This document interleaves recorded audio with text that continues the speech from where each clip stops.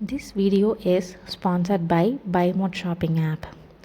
நம்ம யாரை பற்றி பார்க்க போகிறோம்னா சுவாமி விவேகானந்தர்கள் அவர்களை பற்றி தான் பார்க்க போகிறோம். விவேகானந்தர் 1863 ஆண்டு ஜனவரி மாதம் 12ஆம் நாள் கல்கத்தாவில் விஸ்வநாத் தத்தாவுக்கும் புவனேஸ்வரி தேவிக்கும் மகனாக பிறந்தார். தாய்மொழி வங்காளம். சிறு வயதிலேயே மிகுந்த நினைவாற்றல் கொண்டவராகவும் சிறந்த விளையாட்டு வீரராகவும் திகழ்ந்தார். இசையும் இசை வாத்தியங்களும் பயின்றார். இளம் வயது முதலே தியானம் பழகினார். பகுத்தறிவாளராகவும் திகழ்ந்தார். பள்ளிப்படிப்பு முடிந்தவுடன் 1879ஆம் ஆண்டு கல்கத்தாவில் உள்ள மாநில கல்லூரியில் சேர்ந்தார். பின்னர் ஸ்காட்டிஷ் சர்ச் கல்லூரியில் தத்துவம் பயின்றார். அங்கே மேல்நாட்டு தத்துவங்கள் பற்றி, ஐரோப்பிய நாடுகளின் வரலாறு முதலியவற்றை படித்து அறிந்தார். இச்சமயத்தில் அவர் மனதில் இறை உண்மைகளை பற்றி பல கேள்விகளும் சந்தேகங்களும் எழுந்தன.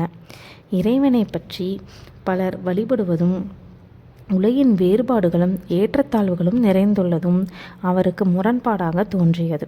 இது பற்றி பலரிடம் விவாதித்தார். பிரம்ம சமாஜத்தில் உறுப்பினரானார். இவை யாவும் அவர் கேள்விகளுக்கு தகுந்த விடையளிக்க இயலவில்லை.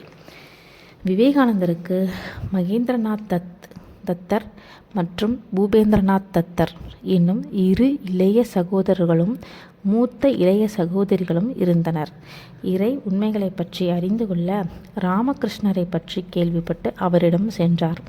ராமகிருஷ்ணரை முதலாக 1889ஆம் ஆண்டு சந்தித்தார். ராமகிருஷ்ணரின் போதனைகள் உருவ வழிபாடு, அருவ வழிபாடு என்று ஒரே தனி வழியினை போதிக்காமல் இரண்டிலும் உள்ள உண்மையை உணர்த்துவதாக இருந்தது. பக்தி மார்க்கம் மற்றும் ஞான மார்க்கம் இரண்டின் அவசியத்தையும் புரிந்து கொள்ள முடிந்தது.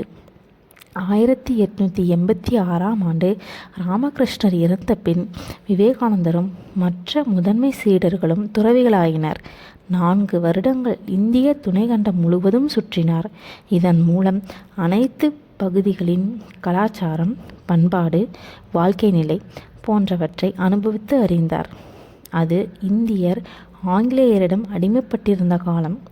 1892 டிசம்பர் 24 கன்னியாகுமரி சென்ற விவேகானந்தர் கடல் நடுவில் அமைந்த பாறை மீது 3 நாட்கள் தியானம் செய்தார்.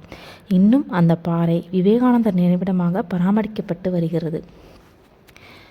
கன்னியாகுமரியில் இருந்து சென்னை வந்த விவேகானந்தரிடம் அமெரிக்காவில் 1893ஆம் ஆண்டு உலக சமய மாநாட்டில் இந்து சமயம் சார்பாக கலந்து கொள்ள சென்னை நகர இளைஞர்களால் வேண்டுகோளுக்கு ஏற்ப அமெரிக்க பயணமானார்.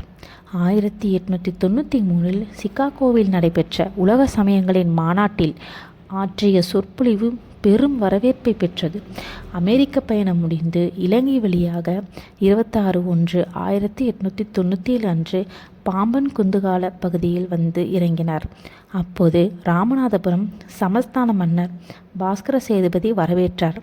கல்கத்தாவில் ராமகிருஷ்ணர் இயக்கம் மற்றும் மடத்தை நிறுவினார். 1893 ஜனவரி முதல் 1900 டிசம்பர் வரை 2 முறை மேல்நாட்டு பயணம் மேற்கொண்டார்.